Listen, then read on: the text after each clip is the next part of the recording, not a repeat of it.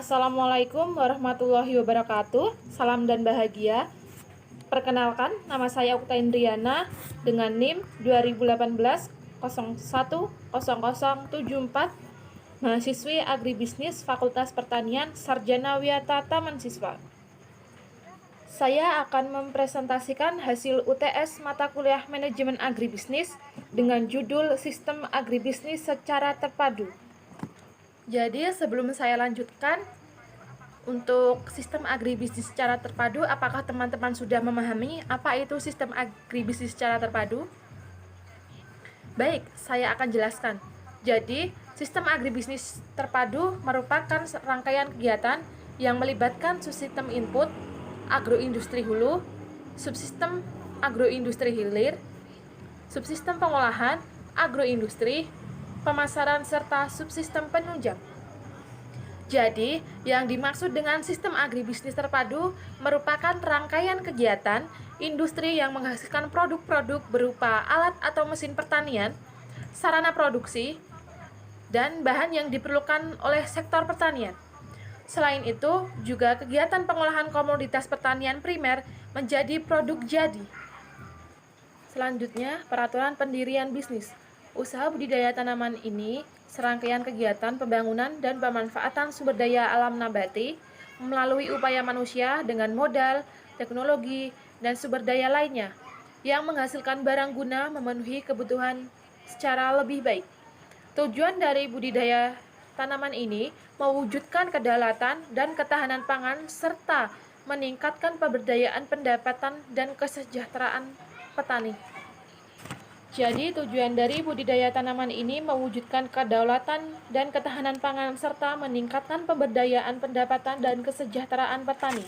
Selanjutnya, saya akan menjelaskan mengenai bagan sistem agribisnis terpadu. Bisa dilihat dari bagan yang telah saya buat, yaitu sistem agribisnis. Saya ambil kambing perah dan tanaman kedelai. Pada bagan yang saya buat ini memadukan unsur pertanian, yaitu tanaman kedelai, dan unsur ternak, yaitu kambing perah. Sehingga kedua unsur ini menjadi bersinergi dengan yang lainnya. Tanaman kedelai ini dan kambing etawa juga menjadikan siklus secara biologis. Bisa dilihat dari bagan yang telah saya buat, yaitu sistem agribisnis. Saya ambil kambing perah dan tanaman kedelai.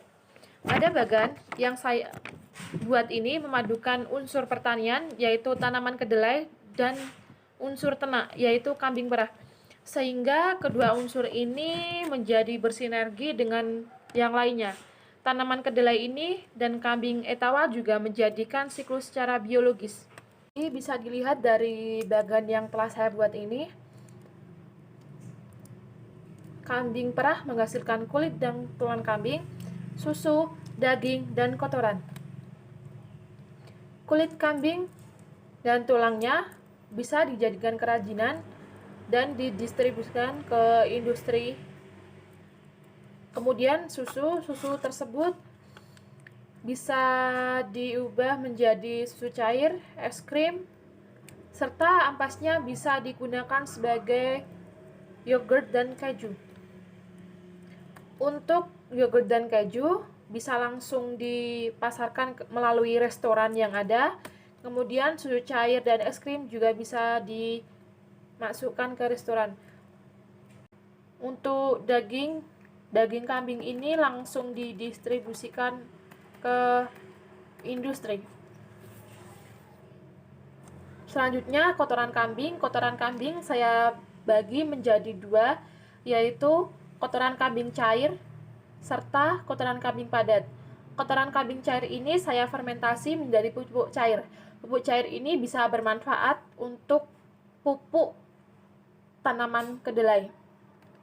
Sedangkan kotoran kambing yang padat ini saya jadikan biogas, dan biogas ini bisa langsung didistribusikan ke rumah tangga.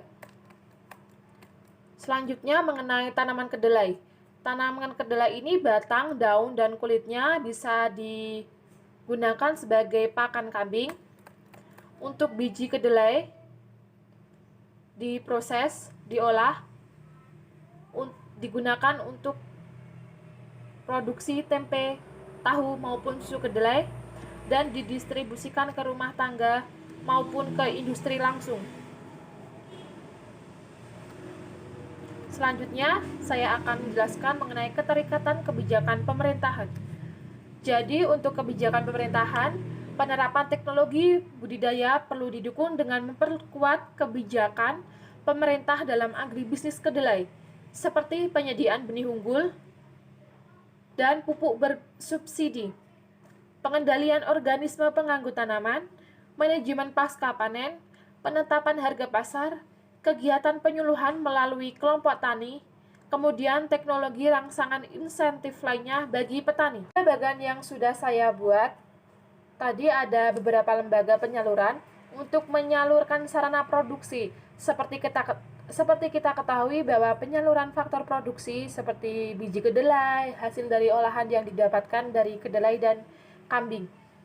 Adanya lembaga ini, produk yang dihasilkan dapat membantu petani dalam segi penyaluran sampai ke konsumen.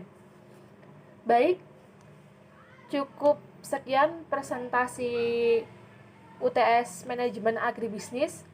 Apabila ada kesalahan baik yang disengaja maupun tidak sengaja dari saya, mohon dimaafkan. Wabillahi taufiq wal hidayah. Wassalamualaikum warahmatullahi wabarakatuh. Salam.